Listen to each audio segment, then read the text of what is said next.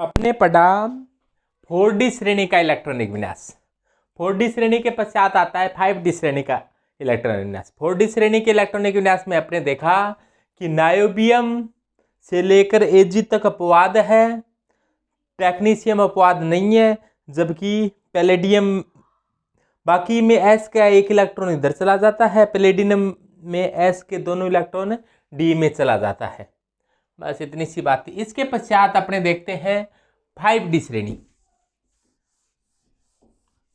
5D श्रेणी में आता है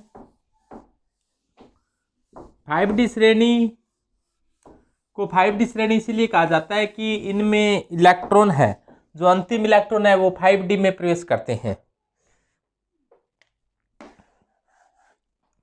अंतिम इलेक्ट्रॉन कहाँ प्रवेश करेगा? 5D में, इसीलिए इसका नाम पड़ गया 5D श्रेणी।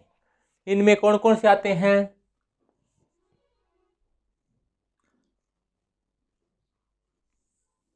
लेंथेनम से शुरू होती है ये,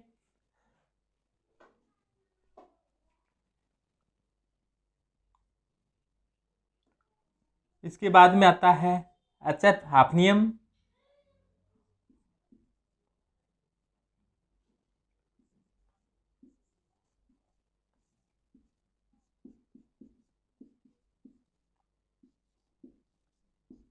तो इनको याद कैसे किया जाए?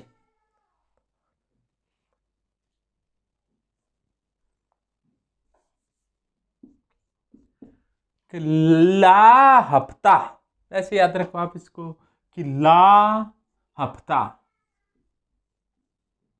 ला हफ्ता,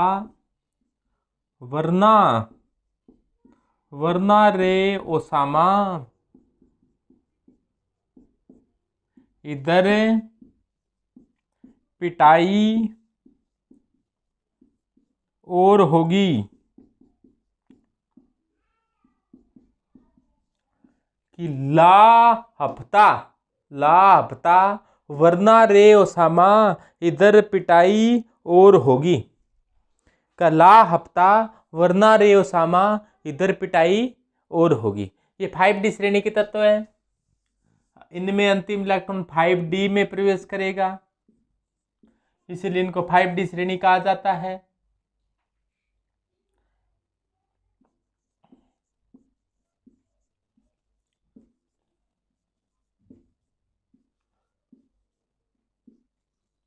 आप ऐसे भी याद रख सकते हो, ले हाफ टेबलेट वो रेड ऑरेंज इधर पड़ा आलू हलवा, ले हाफ टेबलेट वो रेड ऑरेंज इधर पड़ा आलू हलवा।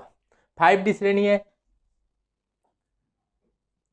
6s में पहले इलेक्ट्रॉन भरे जाएंगे। S में हमेशा अधिकतम 2 इलेक्ट्रॉन आ सकते हैं, P में 6 आ सकते हैं, D में 10 आ सकते हैं, F में 14 आ सकते हैं, S में 2 आ सकते हैं। तो 2 2 एक बार भर दिए, अपवाद है उसको बाद में चेंज कर देंगे। सबसे पहले S में 2 आ सकते हैं। अपवाद यहां पर क्या है? PT और AU अपवाद है, इसको ऐसे ध्यान रख लो। पेटाऊ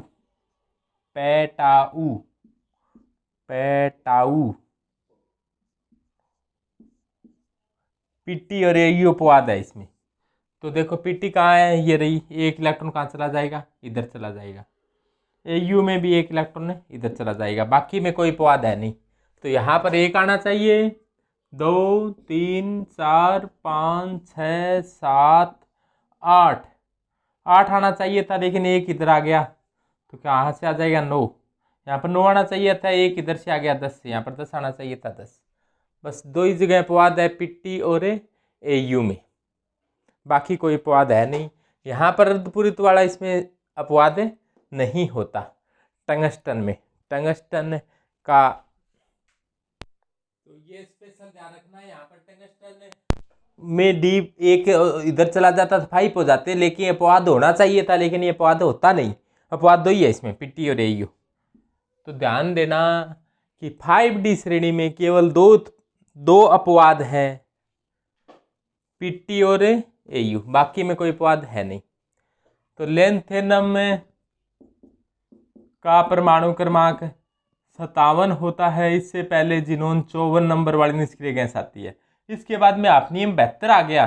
57 और 72 के बीच के जो तत्व रह गए, 57 और 72 के बीच के कौन कौन से, ये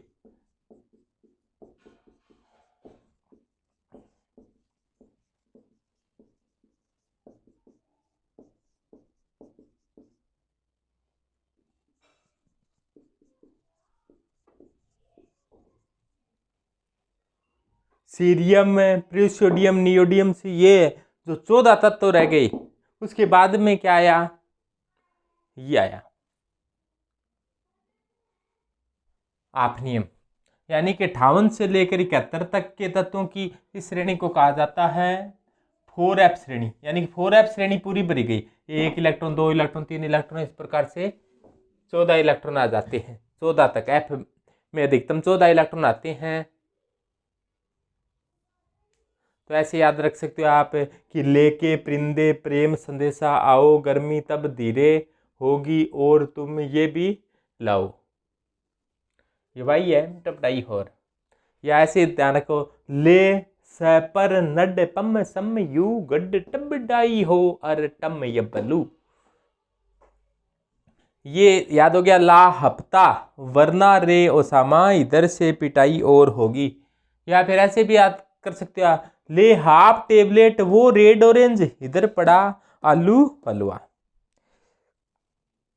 ले हाफ टेबलेट वो रेड ऑरेंज इधर पड़ा आलू हलवा। तो ये आ जाएगा जिनोन। इससे पहले निष्क्रिय गैस, अब जिनोन 4f पूरा भर गया। यहाँ पर 4f नहीं भरा हुआ था, यहाँ पर 4f पूरा भर गया, तो ये 4f 14 लिख दो जिनोन के बाद में पूरा भर गया। क्योंकि यहाँ से यहाँ तक का जो गैप है वो देखो, ये 57 के बाद में सीधा ही 72 आ गया, तो ये f पूरा भर गया। तो जिनोन के साथ ये 4f भी भर गया।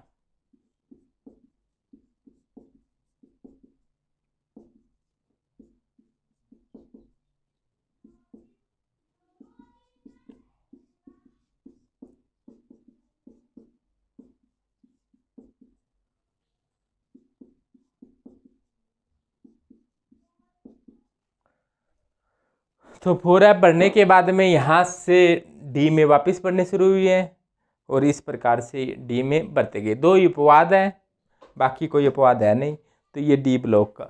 इसके बाद में जो 5D श्रेणी आती है, 5D श्रेणी हो गई। इसके बाद में 6D श्रेणी आती है। 6D श्रेणी अभी तक अनकम्प्लीट है। 6D श्रेणी में आते कौन कौन से हैं,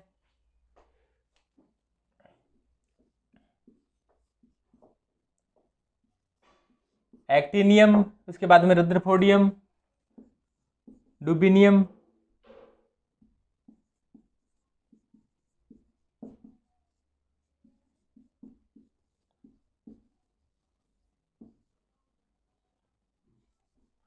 ये आ जाएगा 100। ये परमाणु क्रमांक 89 से है। फिर ये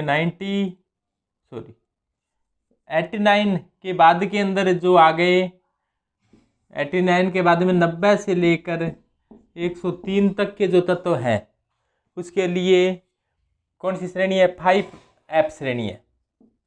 5f श्रेणी में आते हैं एक्टिनियम श्रेणी की। एक थी प्यारी उर्मिला नेपाल पहुंची, अमेरिकी सीएम बीके, सिर्फ इस फिल्म में 9 लड़कियां। तो ये अपने बाद में पढ़ेंगे 5f श्रेणी क्या होती है, कि एक थी प्यारी उर्मिला नेपाल पहुंची, अमेरिकी सीएम बीके, सिर्फ इस फिल्म में 9 लड़कियां। तो ये तो 5f श्रेणी है, इनके बीच में आ गई 90 से लेकर 103। एक बार इतना ही ध्यान रखो, 90 से 103 के वाली 5f श्रेणी आ गई। इसके बाद में 104 है, 105 है, 106 है, इस प्रकार से है। और ये सभी के सभी ट्रांस यूरेनियम तत्व है। परमाणु क्रमांक 92 के बाद के जो तत्व हैं उनको ट्रांस यूरेनियम तत्व कहा जाता है। और ये इन्हें बढ़ाने के लिए यूरेनियम पर जो अल्फा कण है, बीटा कण है, उनकी बौछार कराकर बनाई गई हैं, और इसमें से कोई भी स्थायी नहीं है। सभी रेडियो एक्टिव हैं। रेडियो एक्टिव उन्हें कहा जाता है जो स्वतः ही अल्फा बीटा व गामा किरणों का उत्सर्जन करते हैं। तो ये जो एक्टिनियम श्रेणी व एक्टिनियम के बाद के हैं वो सभी अस्थायी तत्व हैं और ये अति भारी तत्व हैं। तो अब इनके इलेक्ट्रॉनिक विन्यास का कोई खास महत्व नहीं है। आप लिखना चाहो तो बस ऐसे लिख दोगे, 5 की जगह क्या जाएगा 6d आ जाएगा और 6 की जगह क्या जाएगा 7 आ जाएगा, जिनोन की जगह रेंडोन आ जाएगा और 4 की जगह 5 आ जाएगा, बस और कोई अंतर है नहीं। तो इस प्रकार से ये डी ब्लॉक के तत्वों का इलेक्ट्रॉनिक विन्यास है वो आसानी से लिखा जा सकता है। बहुत ही सरल काम है डी ब्लॉक के तत्वों का इलेक्ट्रॉनिक विन्यास लिखना। एक बार आप लिख कर देखोगे तब आपके जरूर ध्यान में आ जाएगा कि डी ब्लॉक के तत्वों का इलेक्ट्रॉनिक विन्यास कैसे लिखें अपने, ताकि अपने आसानी से याद हो जाए। तो एक बार लिख कर देखो इनको। जहाँ जहाँ अपवाद है वहाँ वहाँ ध्यान रखना बहुत इंपॉर्टेंट है। तो 3D श्रेणी में 2 ही अपवाद बताए, क्रोमियम और कॉपर। क्रोमियम का इलेक्ट्रॉनिक विन्यास बता दिया 3d5 4s1 और कॉपर का बता दिया 3d10 4s1। 4D श्रेणी है, यानी दूसरी श्रेणी 4D श्रेणी आई।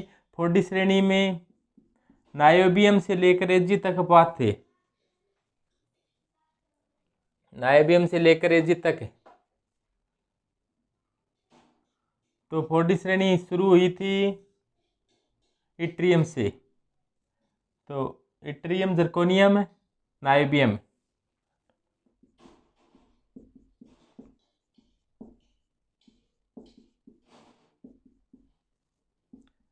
अब देखो यहाँ पर नायोबियम से लेकर एजी तक अपवाद है, कैडमियम में अपवाद नहीं है और टेक्नीशियम में भी अपवाद नहीं है, सॉरी रुथेनियम में अपवाद नहीं है। तो नायोबियम में क्या था, नायोबियम से पहले आ गए तो यहाँ पर D1 D2 आना चाहिए था, यहाँ पर D3 आना चाहिए था, यानी 4D3 आना चाहिए और 5s2 आना चाहिए था, लेकिन यहाँ वाला एक इलेक्ट्रॉन इधर चला गया तो ये क्या हो गया 4। इसी प्रकार मोनिब्लेडम में यहाँ पर एक इलेक्ट्रॉन इधर वाला आने से ये क्या हो गया 5 हो गया। टेक्नीशियम अपवाद नहीं है, इसमें ऐसे 5 है, इसमें 2। ये टेक्नीशियम अपवाद नहीं है तो इसलिए मैं नहीं लिख रहा हूँ। 4s5 5s2 है। रुथेनियम में अपवाद है, एक इलेक्ट्रॉन इधर आ गया तो क्या हो गया 4d6 आना चाहिए था, 7 हो गया। और ये 4d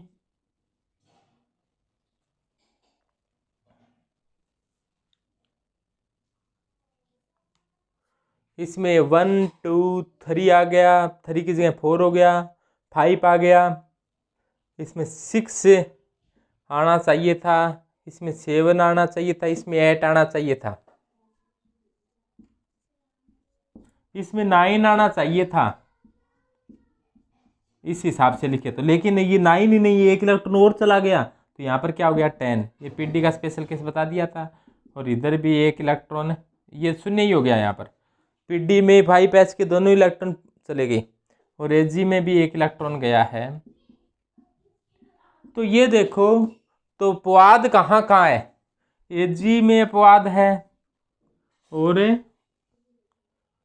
एजी में अपवाद है और किस में अपवाद है, 2 ही जगह अपवाद देखने को मिला।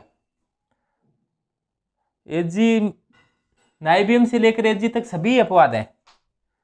3D श्रेणी में 2 ही अपवाद थे, 4D श्रेणी में नायोबियम से लेकर एजी तक अपवाद है, टेक्नीशियम अपवाद नहीं है 4D में। और 5D में पीटी और एयू अपवाद है, 5D में पीटी और एयू अपवाद है। 6D को याद रखने की आवश्यकता नहीं है। क्यों नहीं है, क्योंकि वो पूरी नई खोजी गई है, सभी रेडियो एक्टिव है, कोई स्थायी नहीं है, चंद सेकंडों के लिए उनको बनाया गया है, तो वो कोई खास महत्व के नहीं है। तो इसमें 2 ही अपवाद है, पीटी और एयू। ध्यान देना टंगस्टन अपवाद नहीं है उसमें। टंगस्टन क्यों नहीं है, टंगस्टन के अंदर 5D4 6 हैश 2 विन्यास है।